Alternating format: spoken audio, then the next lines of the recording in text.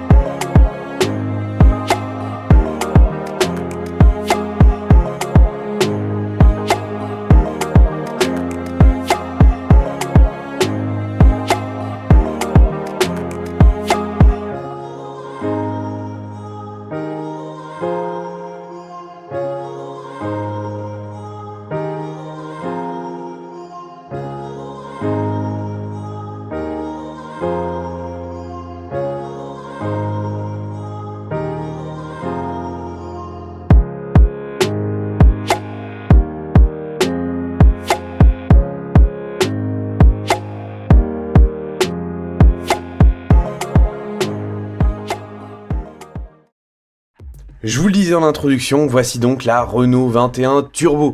Une sportive iconique, mais avant tout une berline Renault. Chez Renault, justement, la berline, c'est toute une institution. Mais je ne vais pas retracer toute l'histoire des berlines Renault, parce que déjà, il y en aurait pour très longtemps. Et deuxièmement, on est avant tout une chaîne dédiée aux voitures miniatures, donc je vais passer assez vite la partie historique. Toutefois, revenons dans les années 70. À cette époque-là, Renault a un modèle à succès, c'est la Renault 5. À pas confondre avec la Super 5, c'est deux modèles différents. Là on parle de la Renault 5.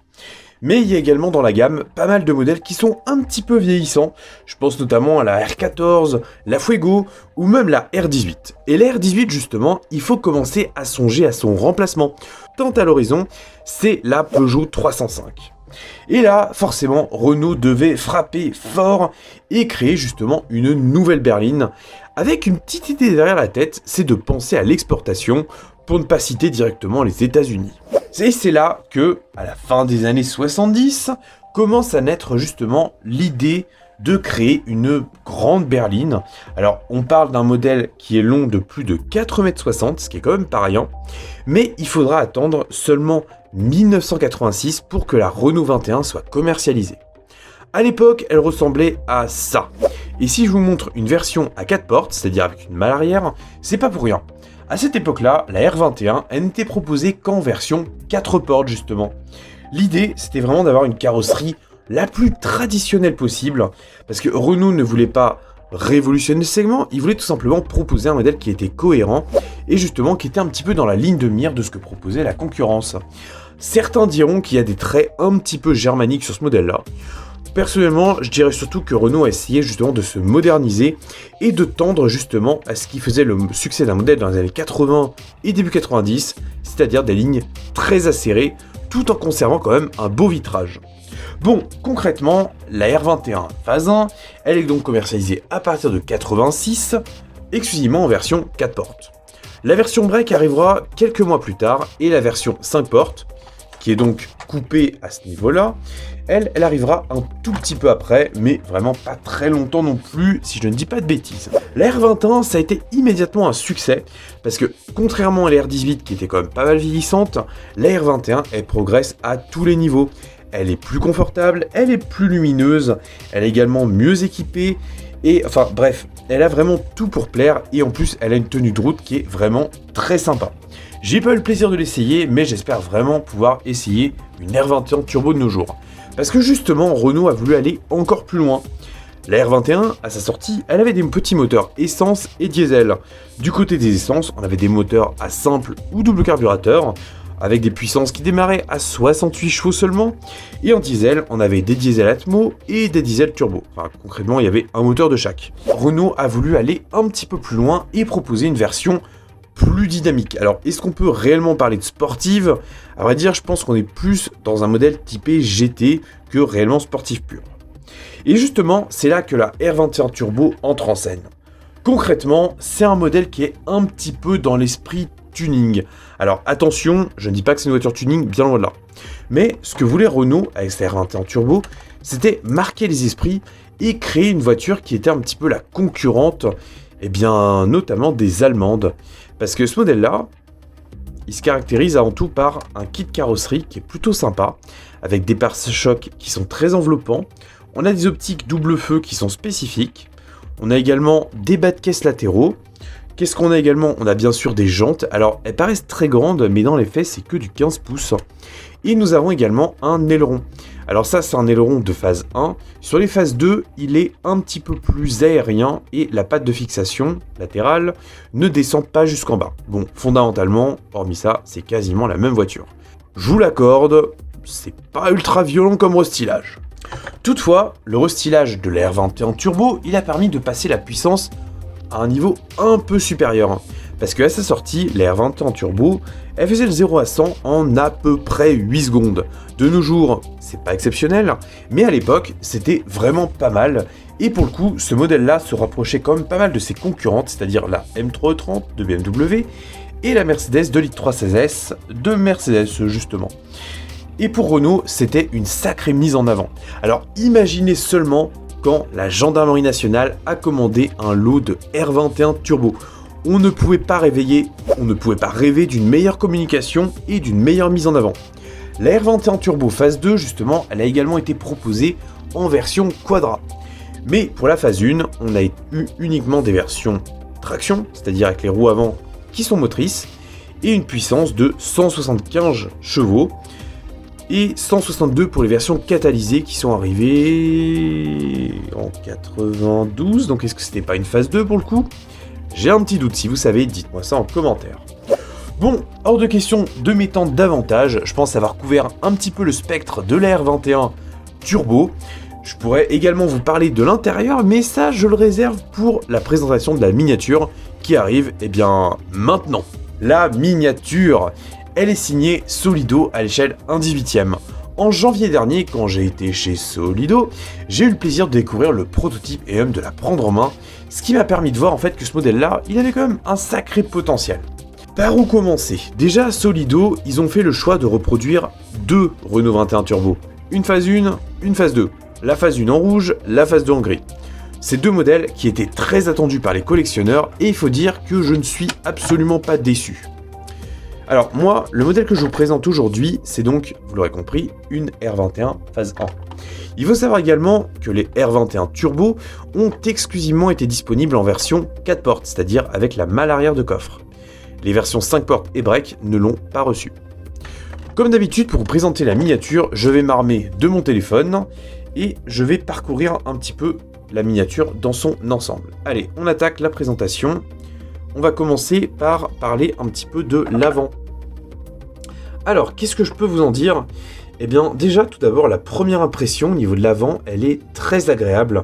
On reconnaît immédiatement le style très cubique de notre bonne vieille R21, avec les phares double optique, le pare-choc avant qui est assez proéminent, avec un petit retour sur cette épaisse lame, les anti-brouillards de couleur jaune, les plaques d'immatriculation c'est du fait maison, vous avez l'habitude, il y a un petit tutoriel là pour ceux qui veulent aller voir comment ça marche. Et puis, voilà, un style simple mais efficace, un peu tuning mais pas trop, enfin personnellement je trouve ça super bien dosé. Solido a fait du bon travail parce qu'on a des optiques de phare avant qui sont striées juste comme il faut.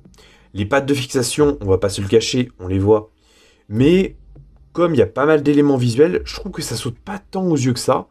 Donc c'est plutôt une bonne surprise, je trouve. Les ajustements sont corrects sans être exceptionnels. Globalement, ça fait le travail. La grille de calandre, elle est simple mais efficace. Comme il y a de la texture, ça passe plutôt pas mal. À vrai dire, j'en suis relativement content. Le sigle Renault est une pièce rapportée. D'ailleurs, elle est très fine et ça rend très bien. Les anti-brouillards jaunes, c'est un gros plus. Donc, fondamentalement, j'ai trop rien à dire par rapport à cet avant. Solido a bien travaillé. On passe maintenant au niveau du profil. Alors là, comme vous pouvez le voir, il me paraît très réussi. Si on regarde au niveau des ailes avant, on a le petit catadioptre orange qui est simplement mis en peinture. Si vous n'avez jamais acheté de Solido, c'est dommage. Et il faut savoir que c'est un constructeur qui est positionné entre le bas et le milieu de gamme. Toutefois, ça n'empêche pas d'avoir des modèles qui sont réalistes dans l'ensemble. La seule chose, c'est que c'est des miniatures qui sont relativement accessibles. Là, je vous présente une miniature qui coûte 45 €, prix de maximum conseillé. Donc, pour 45 €, il y a des compromis à faire. Solido doit en faire. Et ils en ont fait un sur le catadioptre qui est simplement mis en peinture orange. Alors, est-ce que ça dérange? À vrai dire, moi, ça me dérange pas tant que ça. Au niveau des jantes, alors là, ça, c'était un point où j'étais assez curieux de voir ça en vrai. Globalement, je trouve que c'est assez réussi. Alors, c'est pas des jantes que j'affectionne tout à fait particulièrement, mais c'est pas grave parce qu'on n'est pas là pour parler de mes goûts. Mais voilà, je trouve qu'elles sont pas mal. Elles sont un petit peu plastiques dans le traitement. Pour autant, je trouve que Solido a bien joué sur les effets de lumière et la profondeur. Donc, c'est sympa. Le petit point noir, si vous posez la question, c'est tout simplement pour mettre une petite clé pour retirer l'enjoliveur central et ainsi accéder aux différents écrous de roue. D'ailleurs, les jantes, si on les regarde de derrière, on perçoit qu'elles sont faites en une seule partie, ce qui est pas trop mal. On distingue d'ailleurs également que le système de freinage a été reproduit très fidèlement avec un disque qui tourne au sein d'un étrier. Donc c'est une bonne nouvelle, ça a été reproduit fidèlement. Au niveau des portes, alors les portes ce sont les seuls ouvrants de cette miniature en métal. Globalement les ajustements sont corrects mais pas exceptionnels non plus, faut dire ce qu'il en est. Les poignées de porte ont été mises en peinture façon argent. Donc là, c'est un très bon point. On a également des contours de vitres qui sont passés en noir, qui est plutôt réussi. Alors là, on a l'impression qu'il y a une petite pétouille. En fait, je pense que c'est tout simplement la vitre qui est légèrement déclipsée. Quand j'ouvrirai la miniature tout à l'heure, parce que je ne l'ai jamais ouverte, je repousserai très légèrement la vitre pour corriger le problème. C'est un micro détail. On a également le petit guide de la fenêtre lorsqu'elle remonte. Ça, c'est le genre de petit détail que j'aime beaucoup. Les rétroviseurs sont appliqués finement. La patte de fixation est relativement fine. Le rendu est très bon. De l'autre côté, on perçoit le miroir. Bon, très bon point, c'est satisfaisant. Au niveau des portes arrière, malheureusement, elles ne s'ouvrent pas. Mais on a la même chose qu'à l'avant. D'ailleurs, les vitres sont plutôt pas mal. Elles sont pas trop épaisses ni trop fines. Ce qui fait que ça prend du relief, enfin ça prend du reflet comme il faut, sans excès. Donc c'est plutôt une bonne nouvelle. Sur la phase 1, on a également des logos qui apparaissent, à l'image de celui-ci sur les montants D, qui est tout simplement le logo turbo pour signifier qu'on a une version à moteur turbo. Au niveau des ailes arrière, justement, on trouve la trappe à carburant qui est bien sûr en position fixe. On perçoit également le pare-choc arrière. Pare-choc arrière qui est en plastique. Alors pourquoi c'est en plastique, au même titre que l'aileron? C'est tout simplement que Solido, comme ils ont fait une phase 1 et une phase 2, ils ont utilisé le même moule global. Et pour faire les différences entre les phases 1 et les phases 2, ils ont tout simplement moulé en plastique des pare-chocs de phase 1 et d'autres de phase 2 qui sont appliqués sur à chaque fois le même moule. Ce qui permet de faire un seul moule en métal qu'on agrémente avec des pièces en plastique pour en faire une phase 1 ou une phase 2. C'est très ingénieux. Bon, au niveau de l'arrière, on a une double sortie d'échappement. La finesse est plutôt bonne, même si le cerclage des pots n'est pas ultra régulier non plus. Alors, est-ce que c'est mon exemplaire ou est-ce que c'est un défaut sur la série? Je sais pas. Dans tous les cas, ça ressort davantage à l'image que dans la réalité, parce que si on prend un peu de recul, voilà, si je vous prête mes yeux, sachant que c'est pas un privilège car je suis hypermétrope, ça saute clairement pas aux yeux. Donc, on va dire que c'est acceptable. Les sigles eux, sont plutôt bien également. Alors on est sur de la décalcomanie, hein, très clairement. C'est appliqué plutôt proprement. De l'autre côté, on perçoit le sigle de litre turbo, mais également l'ABS. Alors aujourd'hui, toutes les voitures ont un turbo, quasiment, et toutes les voitures ont l'ABS. Mais à l'époque, c'était pas le cas. Quand on avait un moteur turbo, quand on avait l'ABS, on le marquait très clairement et fièrement. C'est une époque qui est malheureusement révolue, mais je trouvais ça un peu kitsch, mais en vrai, c'était quand même plutôt marrant et sympa. Sur la lunette arrière, ça, c'est le genre de détail que j'adore, Solido a reproduit un vieux logo Elf. C'est le genre de petites choses qui apportent du détail et qui me plaît à chaque fois beaucoup. Bon, pour le reste, j'ai déjà fait un petit tour. On a également sur le toit une antenne qui est très proéminente. Alors à l'époque, les antennes, on n'était pas sur des petites antennes. Hein. Quand on avait une antenne, c'était vraiment une grosse antenne. Et là, elle est plutôt fine d'ailleurs, donc c'est pas mal. Les essuie-glaces, je pense pas en parler à chaque fois, mais là, ils sont vraiment d'un bon niveau. Ils sont relativement fins, les fixations sont réalistes. Le balai est texturé un petit peu juste comme il faut. C'est pas exceptionnel, mais ça fait le travail, donc plutôt une bonne surprise également à ce niveau-là. Passons maintenant au niveau du châssis. Alors, c'est honnête. Des pneus en caoutchouc. On a pas mal de vis, ce qui permet de démonter la miniature si vous voulez l'aménager avec de la feutrine dans l'habitacle par exemple. Donc c'est pas mal du tout. La ligne d'échappement, elle est très basique, hein, très clairement. Mais on a un échappement qui est mis en peinture façon aluminium. Donc ça, c'est vraiment sympa aussi. C'est le genre de détail que j'aime bien. Donc globalement, c'est plutôt une bonne réussite. Maintenant, est-ce que le plumage vaut le ramage? Découvrons l'intérieur. Je vous l'ai dit, on n'a que deux ouvrants, ce sont les portes. Donc on va se concentrer exclusivement là-dessus. Alors, les portes. Ou plutôt les contre-portes. On a de la texture, on a du volume, ça j'aime beaucoup. C'est mis en peinture également, il y a des pièces qui ont été ajustées, donc c'est pas mal. Les charnières de porte sont également réalistes. D'ailleurs, c'est marrant parce que, ouais, si le feeling est sympa. Alors là, si vous n'avez pas connu cette époque, voici des compteurs de Renault 21. Des compteurs bien orangés, un peu kitsch dans la présentation, plein de gros boutons, parce qu'à l'époque, on aimait les boutons. Quand on appuyait sur un bouton, il fallait qu'on sente qu'on enfonce le bouton. J'adorais cette époque. Des lignes taillées à la serpe. Oh, c'est magnifique. Enfin, c'est moche, hein, c'est un intérieur qui est très très moche. Hein. Mais quel charme, quel cachet. Alors, en matière de modélisation, vous le savez, hein, je suis toujours très franc avec vous.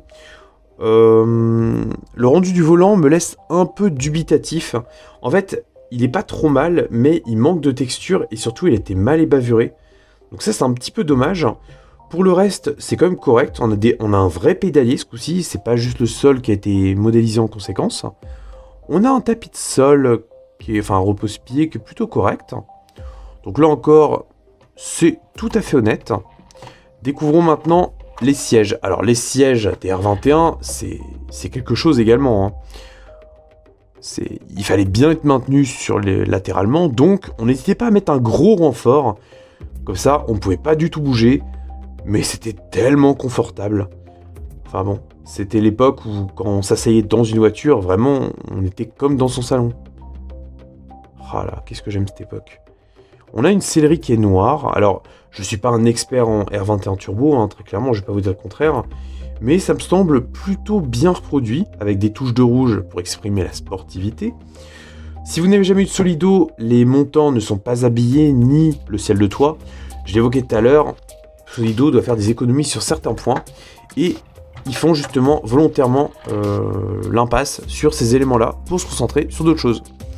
Bon, de ce côté-là, rien d'exceptionnel non plus. Bien entendu, on a une boîte de vitesse manuelle. Comme je vous disais tout à l'heure, les portes arrière ne s'ouvrent pas, donc on va faire un petit peu comme une commère, on va regarder par la fenêtre. Bon, on a le même traitement qu'à l'avant. Alors là, il y a un petit truc qui est sympa aussi quand même, qui a totalement disparu de nos jours quasiment, c'est les vitres manuelles. À l'époque, très souvent dans les voitures, que ce soit à l'avant comme à l'arrière, on avait des manivelles à tourner pour descendre les vitres. De nos jours, ça a quasiment disparu, on l'a encore sur certains modèles. Enfin bon, c'était une belle époque, franchement, j'aimais bien. Tout était plus simple, plus authentique. Bref, c'est un intérieur qui est simple mais basique. Je vais pas m'attarder plus que ça, mais je vous dirais quand même que Solido a fait un beau travail sur les textures. Ça rend franchement pas mal. Alors, à la caméra, on a l'impression que la sellerie a été mal mise en peinture. Je peux vous garantir que avec la miniature en vrai à côté, on n'a pas du tout ce ressenti-là. Le côté brillant ressort moins. Et pour le coup, la texture, elle est, je trouve, plutôt réussie. Donc, ici, on va pas voir grand-chose. Mais on peut essayer de finir sur un dernier angle de vue. Celui-là, qui va peut-être mieux vous permettre d'appréhender les sièges. Qui sont donc, comme je vous le disais, très enveloppants. D'ailleurs, ces sièges-là, il me semble qu'ils ont un nom que je n'ai malheureusement plus en tête. Bref, je pense avoir fini la présentation de cette miniature. J'espère en tout cas que ça vous aura plu et que vous aurez également apprécié l'audace de Solido de s'intéresser à notre bonne vieille R21 Turbo. C'est un modèle qui n'est plus vraiment très courant de nos jours. Je dois même vous dire qu'on en croise plus beaucoup sur la route. Malheureusement, certaines ont été modifiées. Il y a 10 ans à peu près, c'est des voitures qui coûtaient 3-4 000 euros. Donc forcément, il n'y avait pas du tout le côté Youngtimer qu'il y a aujourd'hui. D'ailleurs, je connais même pas la cote d'une R21 Turbo. Mais je pense que ça va être quand même de plus en plus élevé, surtout pour les beaux exemplaires. J'en ai fini, j'espère en tout cas que cette petite vidéo vous aura plu. Ça m'a fait plaisir de vous présenter cette miniature-là que j'attendais depuis un bon bout de temps. J'espère en tout cas que ça vous aura plu. Si vous voulez la commander, vous avez toujours un lien en description, mais également une petite fiche ici pour la commander. Sur ce, prenez soin de vous et d'autres familles, conduisez pas comme des pirates, surtout en ville, et bye bye, salut!